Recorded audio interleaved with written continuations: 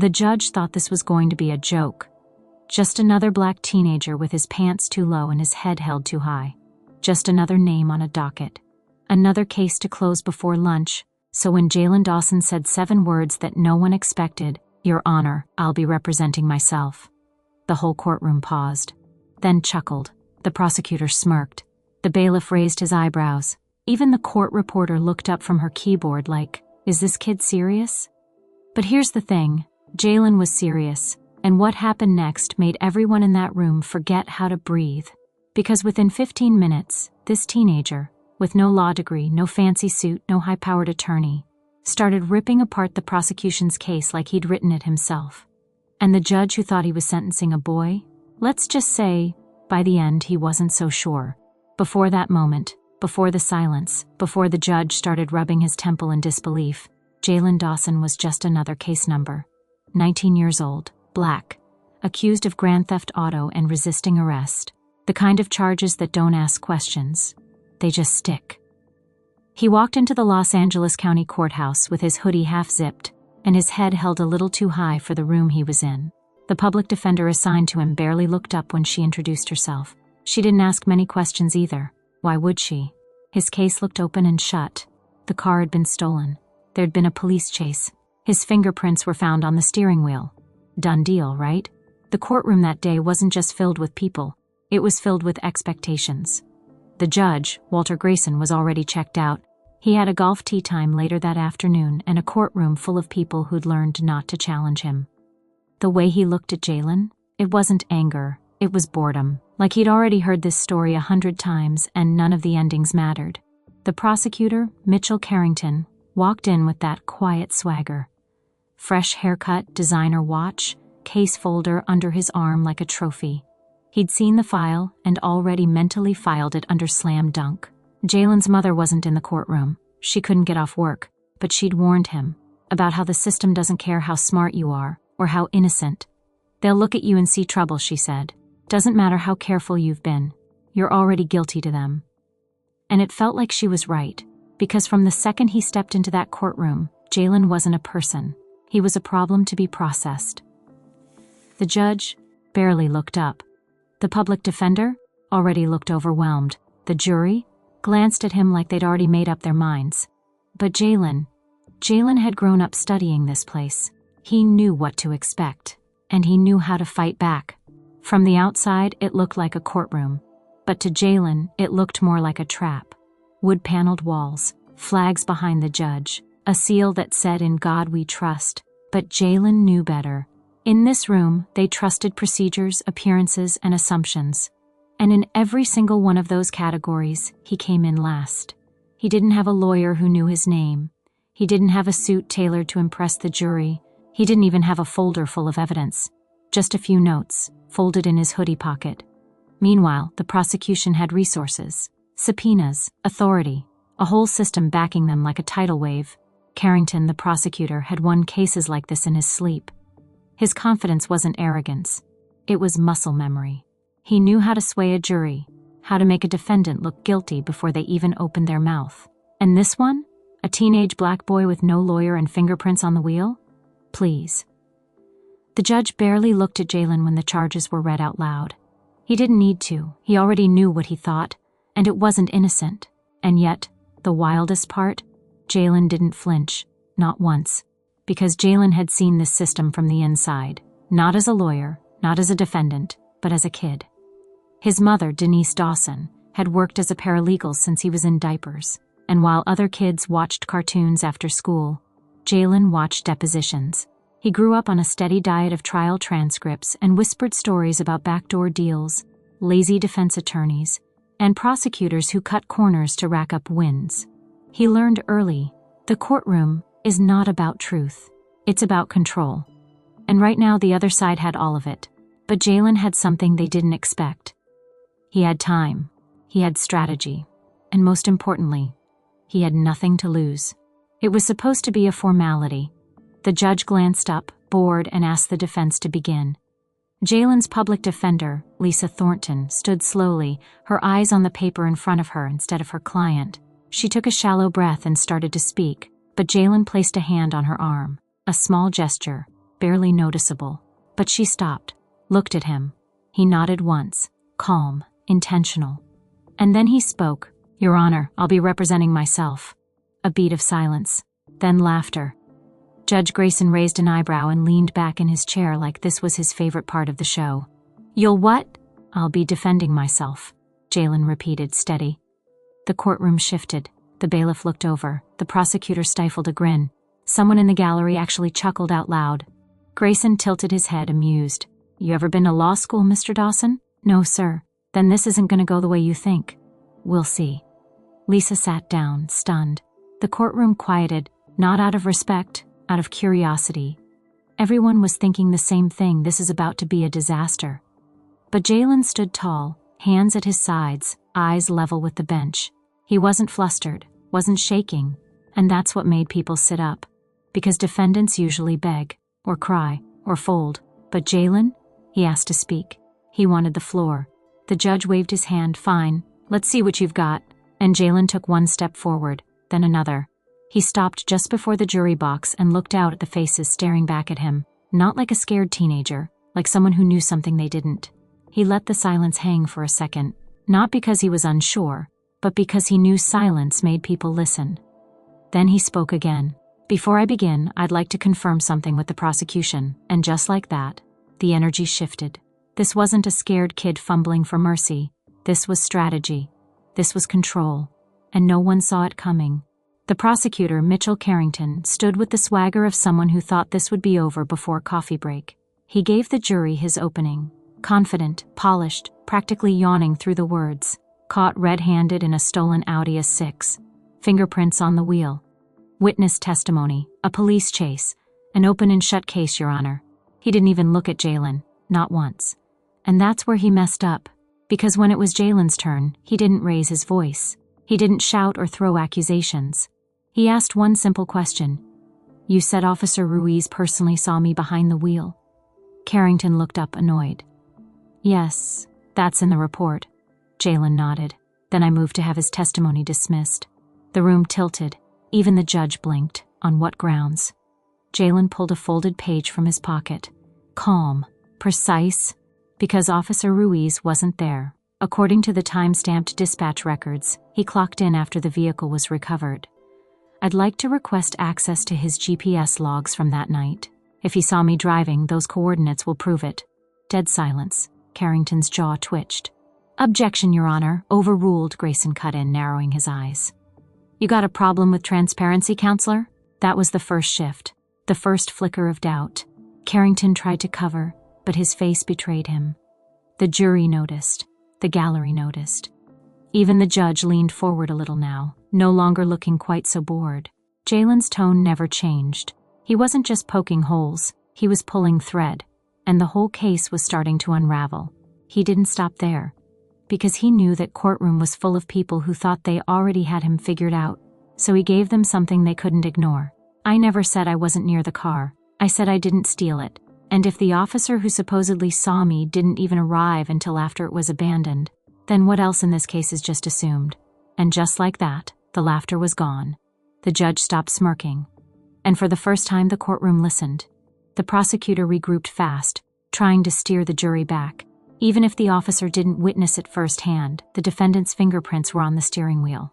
That's hard evidence. Physical proof. He said it like that settled everything. Like fingerprints were the end of the conversation. Jalen took a quiet breath, then stepped forward again. No folder, no flash, just presence. He turned toward the jury box. "Let's talk about those fingerprints," he said, voice even. "Because I want you to think about something." He paused. "Just for a second. You ever go to a store, try on a jacket, zip it up, then put it back on the rack and leave?" A few heads nodded. "Now imagine someone else comes in later and steals that jacket. Would your fingerprints on it mean you were the thief?" Murmurs spread through the courtroom. Jalen let them simmer. "Then, that car? It was parked outside a 7-Eleven hours before it was reported stolen. I was in that store. With 3 friends. We walked past the car and yeah, I touched it. The door was already unlocked. I opened it, sat in it for maybe 20 seconds, then got out. Didn't drive it. Didn't steal anything. Didn't even think about it again." He turned back to the judge. "The state says my prints mean I committed a crime. But prints don't show intent, they don't show timeline, they don't prove anything beyond contact. He shifted his weight and looked back at the jury. I touched something, that's all. The room was silent again, not because he was yelling, but because he wasn't. Then in the same calm, clear voice he asked, "Does touching something make you a criminal?" No one answered, not the judge, not the prosecutor, not the jury. Because that question, that one sentence, made the entire case feel flimsy. And for the first time, they weren't sure who to believe. By now the courtroom wasn't breathing. The prosecutor sat stiff in his chair, flipping through papers with less confidence than before. Judge Grayson leaned forward, chin resting on his hand, watching Jalen like he was seeing him for the first time. But Jalen wasn't done. Because he had one more card to play. He reached into his hoodie and unfolded another document. This one clean, crisp, like it had been printed that morning. "I'd like to enter this into evidence," he said. "It's a copy of the original police report. The full one. Not the edited version the prosecution submitted." Carrington's face tightened. Jalen held the paper up. "This is a statement from the vehicle's owner, Mr. Raymond Whitaker. It was taken by officers the night the car was reported stolen." He scanned the room, made eye contact with the jury. Then he read it, word for word. "I left my car running when I went inside the gas station. When I came out, it was gone. Some kid must have jumped in and taken off, but it wasn't the guy you arrested. I saw the kid. He was white." And just like that, the courtroom snapped. A loud whisper rippled through the gallery. One of the jurors shifted in her seat. Even the court reporter stopped typing for a second. Jalen didn't raise his voice. He didn't need to. He held the paper steady and spoke clearly. This statement was in the file. But it wasn't brought up during the prosecution's opening, and Officer Ruiz, who supposedly witnessed me behind the wheel, also left it out of his testimony. He turned to Carrington. "Did you not see this report, or did you choose not to mention it?" The prosecutor stood up fast. "Your Honor, this is irrelevant." Grayson held up his hand. "Sit down, counselor." Jalen let the weight of that moment land. Because this wasn't just a missing file. It was the truth, hidden in plain sight. He took one last look at the jury. "I don't match the description. I wasn't caught in the car, and the only physical evidence they have is that I touched a door that was already unlocked. That's it." He folded the paper again, placed it on the table. "That's not justice. That's a shortcut." The silence didn't hit all at once. It crept in. Started with the scratching of pens stopping mid-sentence. Then the shuffling stopped. Then the coughing. Then it was just stillness. No one said it out loud, but everyone felt it. Something had just shifted. Judge Grayson sat with his hands steepled under his chin, staring hard at Jalen. Not smug, not annoyed, just stuck. Like he wasn't sure how this kid had just flipped the courtroom on its head. The prosecutor, Carrington, tried to gather his notes, but his fingers kept fumbling the pages. His rhythm was off now. His voice, when he finally spoke, cracked just slightly. Even if the report was overlooked, the defendant's fingerprints still place him inside the vehicle. It sounded weak. Even he knew it. Jalen didn't flinch. He turned back to the jury, calm, quiet. His words now had weight, because the room was listening differently. "I never denied touching the car," he said. "But let's stop pretending like that's the same thing as stealing it." He looked at each juror, not aggressively, but deliberately. "The only reason I'm sitting here is because I was nearby when it got taken. That's it. They didn't find me in the car. They didn't find stolen property on me. They didn't have surveillance. They had assumptions." He took a breath. "And those assumptions nearly cost me my freedom." Grayson leaned back slowly. The same judge who joked about his golf game was now quiet, eyes lowered, hands still. Because the courtroom wasn't just silent, it was heavy. Like everyone realized at once. This wasn't about one kid and one car. This was about how fast the system moves when it thinks it knows who you are, and how rarely anyone questions it. Jalen didn't need applause, didn't want pity. He just wanted them to hear what no one hears until it's too late. "I wasn't the mistake." The process was, the judge didn't speak right away. He just sat there, one hand pressed against his temple, the other resting limp against the gavel. Like if he moved too quickly, he might accidentally drop it. You could feel it. The weight of everything Jalen had said, the holes he poked in the story they'd all been told, the lies buried under legal jargon, the truth sitting in plain sight. And now, there was nowhere for them to hide. Carrington stood motionless beside his desk. The prosecutor who once strutted in with swagger now looked like he was just hoping this moment would pass without headlines. Grayson exhaled, long, tired. Like maybe he was feeling something he hadn't let himself feel in years, doubt. He finally looked at Jalen, not with smugness, not even frustration, just a long, hard look. Then he turned to the court, case dismissed. That was it, 2 words. But the room shook. You could hear the sound of pens dropping. Someone in the gallery gasped. A reporter stood, scribbling in a notebook like this was history being written. But Jalen? He didn't move. Not right away. He stood there, still, like he was letting those words settle deep in his bones, like he needed a second to believe them himself. He looked over at Lisa, the public defender, who'd stayed silent since he took the floor. She gave him a single nod, not just of approval but of something closer to respect. As he walked toward the exit, reporters were already moving toward him. Microphones extended, cameras clicked, voices shouted questions. Did you know they were going to drop the charges? How did you learn all that legal strategy? What are you going to do next? But Jalen didn't answer. He pulled his hoodie up and kept walking. Because this moment, it wasn't about being right. It wasn't about going viral. It was about getting out. His mother, Denise, stood waiting outside the courthouse, her arms crossed, her face unreadable. When he finally stepped into the sunlight, she stared at him for a long second. Then she said, "Boy, you scared me half to death." Jalen cracked a smile. "Had to take a risk, Ma." She shook her head, then pulled him into a hug. No cameras, no speeches, just that. Just a mom holding her son, not because he won, but because he made it out. Jalen didn't celebrate. He didn't throw his hands in the air, or shout, or look back at the courtroom with some grand "I told you so." He just walked. Because what happened in there, it wasn't a victory. It was survival. And the scariest part? He only made it out because he knew the law better than the people trying to use it against him. Most kids like Jalen, they don't get that chance. They don't get to challenge the GPS logs. They don't get to question the evidence. They don't get to speak. They just get processed, charged, convicted, forgotten. And that's the part that lingers. Because this story isn't about one smart teenager outwitting the court. It's about how close the system came to swallowing him, and how many others it already has. How many kids are sitting in cells right now because someone assumed they were guilty? How many never had the words, the nerve, or the proof? Jalen walked out of that courtroom free, but not untouched. You don't walk through fire without carrying the heat. He knew what came next. Law school wasn't a dream. It was a plan.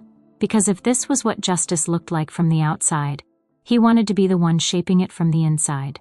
And if this story made you feel anything, anger, relief, disbelief, then don't let it stop here. Like the video, share it, drop a comment. Because next time, it might not be Jalen. It might be someone you know. And they might not get the chance to speak for themselves.